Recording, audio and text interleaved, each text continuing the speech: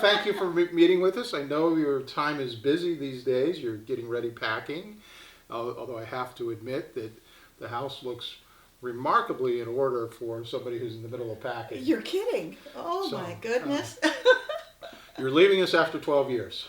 After 12 years, yes. We are sorry to have you go, but we believe we are in better shape than when you got here.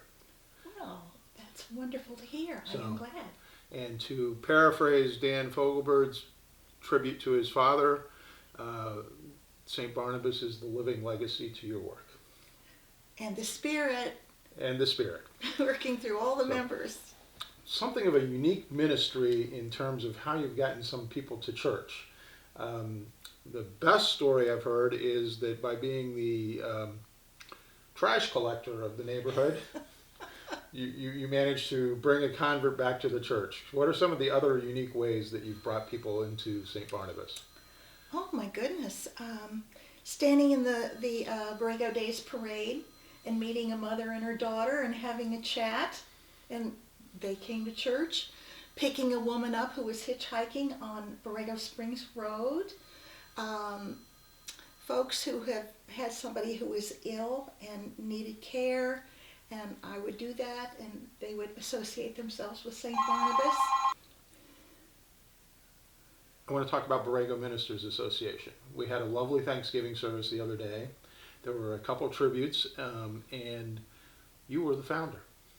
Well, I was one of the two who initially started this. I went over when I first got here and I spoke to Jim Brooking, who was the minister at the Methodist Church, and asked, is there a Borrego Ministers Association? And he said, well, we have a couple of services during the year, Easter and Thanksgiving, but that's it.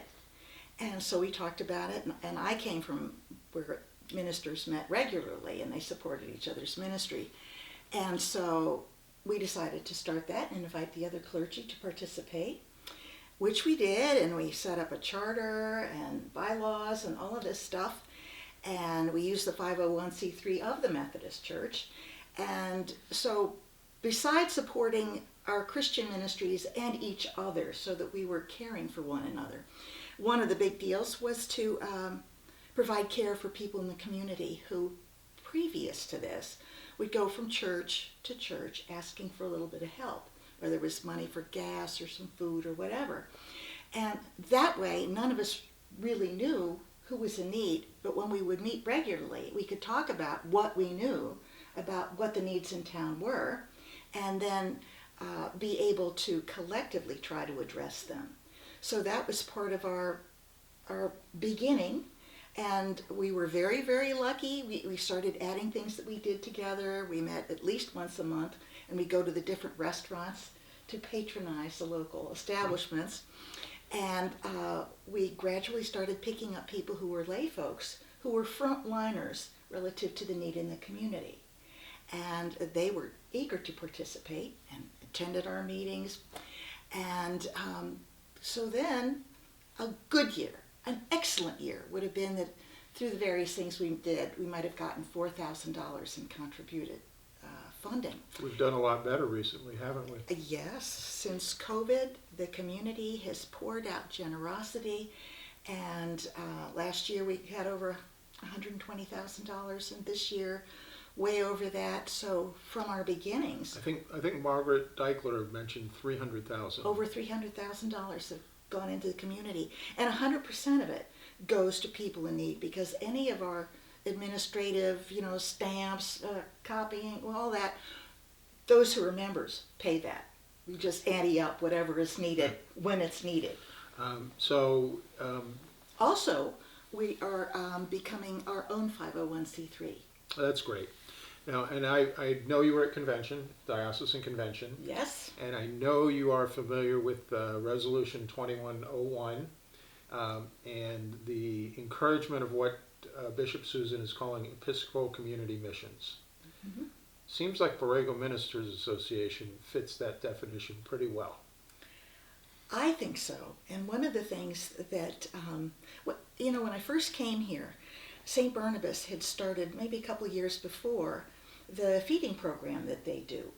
And that was the first one that started in town. Since then, food bank now on YouTube at St. Barnabas Borrego.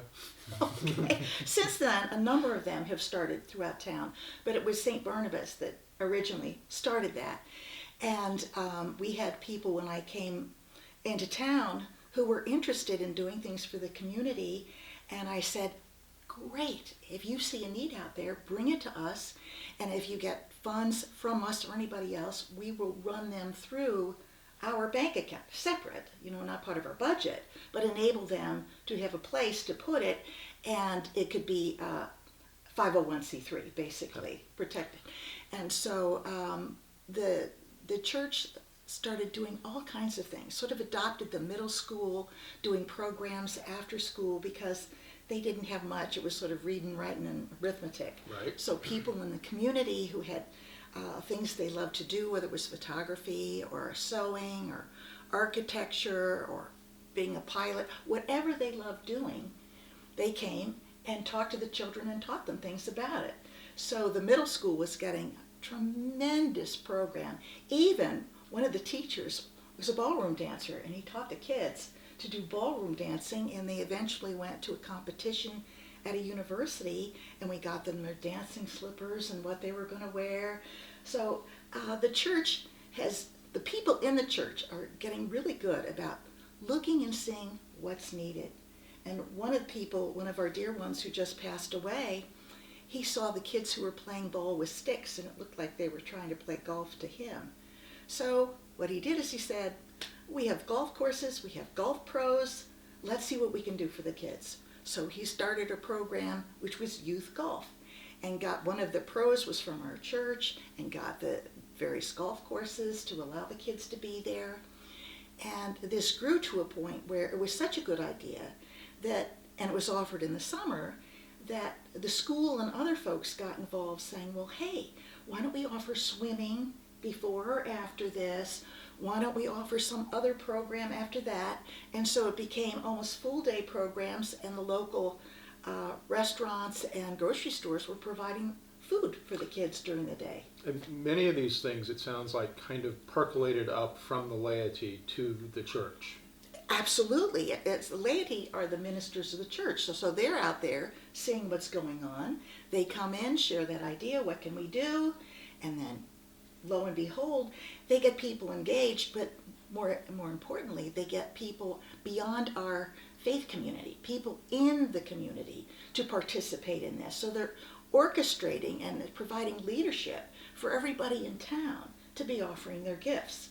So it's tremendous. When I first came, what they would do at the church is the women's group would have a bake sale and earn maybe $200 to give for charitable purposes. Well, what they're actually doing now has a reach all over town and engages everybody in town, which is just a dream. So people over time are beginning to understand that not only is it something that they love, but it's a ministry. To turn a phrase that somebody else has turned before, the community is being the church and the church is being the community. Oh, yes. Somebody did coin that. I don't know who that was.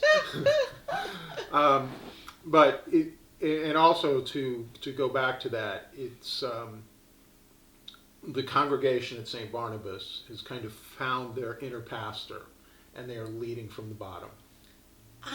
That's beautifully put. They're in. I love that. That's great.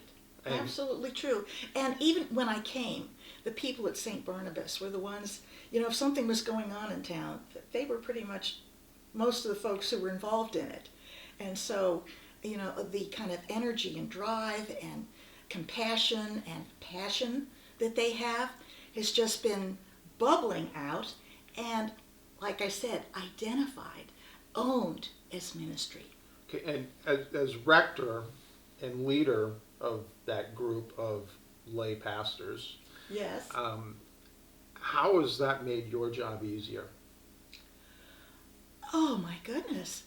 Well, they understand that what they're doing is sharing the love of God through the very passions God gave them. And so then to the extent that they're understanding that and they realize that the church can pass through all these things and be a leader for all these things to happen, I don't have to be prodding somebody or asking, will you do this? Or what do you think about this idea? The ideas are pouring in. Yeah, I grew up Catholic. Me too. We used to think that we used to joke that we had a priest who we hired to give us a book report on Sunday, so we didn't have to read the Bible. That's a good one. And it seems that what we are doing is we're taking the Bible, reading it ourselves, listening to the book report also, but trying to go out and live it. Absolutely. Absolutely. That's the great joy about it. So for me, you said, what makes it easier? I have a front row seat to see what God is doing in these people and in this community. And I'm just like in awe. So I just bubble over. It's just great. What message would you give to anyone who is considering applying to be rector here as to the advantages of being in this small desert community with all these lay pastors? Oh, to just delight in it and go with the flow, because the Spirit is moving through this community. So, one thing I never wanted to do is take a lay person's ministry away. I'm not into, the clergy does this. Let people do what the Spirit is filling their hearts to do, and empower them. Say, yes, bless it, encourage it. Don't get between them and their energy and what they want to do. So, and there's so much of it, just get in the river and ride it through. I think the theory is called servant leadership. Absolutely. And it seems that St. Barnabas is leading servant leadership, living servant leadership with all of the things that many of our congregation is doing and leading their way. Well, I feel very, very excited for this community as they transition, because they are so inner fortified. They aren't, it's not like having a priest leave and they're like bereft. No, they are charged up. And so for the next person who comes in, it's going to be, I think, a sheer delight. Okay. St. Barnabas has an interesting history as a church in a parish. Started out originally as a prayer station that went away after a few years. And then it yes. And then it came back shortly thereafter as a part-time snowbird parish. Yes. And if you think of the parable of the sower, if you were going out and just looking at the numbers, the desert is perhaps not where you would put a parish, but it seems to work. It absolutely does. And in fact, I think there are 13 congregations in this little community. So that's just a testimony to the faith of the people in this area. But St. Barnabas became a full parish, full time, and they are fully living into their ministry 24/7. Let's put it that way. They don't turn off. They don't lock a door. In the early years, St. Barnabas got by with seasonal ministers or seasonable rectors who would come down for 6 months of the year, and they would lock the doors during the summer months when no one wanted to be in the desert. And we've now grown past that. How do you think that can serve as inspiration for the congregation going forward in a period where we will not have a, quote, rector, but we have amazing resources? I found when I would go away on vacation in the summer, which was designed because there are fewer people there, folks would come into the community, and whether we were having a service from reserve, having communion from reserve, or whatever, they would meet the people in the congregation and fall in love with them. And I wasn't anywhere near. I was, someplace else, and I'd hear these stories. So the congregation itself and the spirit there is attracting people to it. And for a small, in average Sunday attendance parish, St. Barnabas is in a somewhat unique situation in terms of financial stability because of some of the work that the early founders did, and having an actual endowment instead of going begging door to door to keep the doors open week to week. How do you find that affects the ministry of St. Barnabas? We benefit because we use the interest on that for any over expenditures that we have beyond what's brought in every year. And that's great. But we really haven't had to go in and dip into that. So we are flexible, and vestry persons have even considered what might we use that as seed money for God's work here. And I just think that is wonderful. Instead of relying on it as that's locked in the bank and that's our little safety spot to keep us alive, it's more like, what is the Spirit calling us to do with that? I'm looking a little bit more philosophical as to many churches are doing a ministry of survival where they're just trying to keep the doors open, and that's not something we need to worry about at St. Barnabas, is it? No, and also our facility is small. We're lucky by that, like that. It's when beautiful. It was designed to be a little clubhouse, there's an advantage to the Right. extent that you aren't supporting a gigantic facility. But we've been moving outside our doors. We have folks who have people at their homes and have lots of hospitality there, and I call that the church annex. So we go out and we do agape dinners at different people's houses. So the church building itself is not the focal point of our spirituality or our community life. It's a beautiful place, and the building is gorgeous and a wonderful soundbox for any kind of musical events that we have there, and we try to do plenty and share that. Like, yes? And we'll be having BYOB in Bring February, your own March, bowl, absolutely. which is a lunchtime concert series open and available to the community. And there are other proposals to do things with the church building to bring people in. Yes. It seems that I just want to say, we have a following that never comes in the building. Years ago, there were members of the congregation who were interested in building a labyrinth. And they did do that, and it's done in white stones, and every one of those white stones that forms the pattern was lovingly placed by parishioners out there.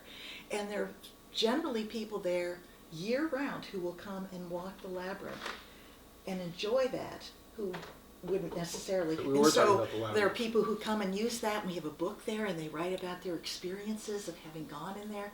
We even had students from a high school somewhere across the country, and they were going to do a pilgrimage visiting labyrinths. So they came and spent several days here and had a retreat here. Speaking of the labyrinth, it was actually designed by a local artist. Was it John Richin? Yes, it was. Uh-huh. And John was a member, active member, still is Yes, a member of absolutely. St. Barnabas, but he's one of those people that you talk about who doesn't necessarily come into the building on Sundays, but still has a spiritual belief. Absolutely. And he's the one who makes these gorgeous brass crosses that go out in the memorial garden. His vision there was that the crosses would be like flowers in the garden. And so the families of people who have passed away select the design they want, and he does those. He also did the sign. He did the sign, absolutely. Which is a beautiful sign. And when he does coffee hour, he has a killer punch. I'm not sure I've had that, so No, I look forward you to it. But another example that prayer in the community is not just showing up and reciting the Lord's Prayer. I don't mean to discount reciting the Lord's Prayer, which is important, but the prayer that we give to the community is found not just in the words we say, but perhaps even more importantly in the acts we do. Exactly so. Jesus was creating a community that was manifesting the love of God to everybody in word and action. So that's why we come to church, to be fed, to be nurtured in that kingdom life that Jesus was talking about, so we go and live it out in the community. And to paraphrase the famous saying that democracy is the worst form of government except for all the others that have been tried, average Sunday attendance may be the worst metric for judging the success of a church except for all the others that have been tried. And it would seem that judging St. Barnabas solely on average Sunday attendance misses out on a large part of what we do. Well, absolutely, and think about it. Jesus started with 12. We've got that beat. We've got it beat. Yes. And the 12 went forth. They absolutely did. And the Episcopal Church is an apostolic successor to the 12. Absolutely. So, yes. Laura, thank you for sitting down. I think we'll be able to put together something here. Just before I switch gears completely, what would your final goodbye message of inspiration be to the congregation? Oh, goodness. It's hard to say because they've inspired me so much. And, the life I have had here has been the most fulfilling, happy time to feel that I was really doing what God called me to do. And as I said, getting a front row seat to see other people doing the same has just been so enlivening to me. So I hope that my delight and my energy and my love of them is something that I can say will always strengthen me every day going forward. That never leaves me, and I just thank you for that. So the gift that you gave me, you are continuing to give to one another, and will do for the next priest who comes here, or the priests going forward. So I thank you for that gift. Thank you for the love of God that you have shown me and this place. Well, Michael Plecon, in his various writings and some of his lectures, speaks about mobility being one of the things that has caused congregations to go down. We have this wonderful tool now called Zoom. Ah, fantastic. Which will allow you, when you feel the spirit from time to time, to join us. And we're not going to disinvite you.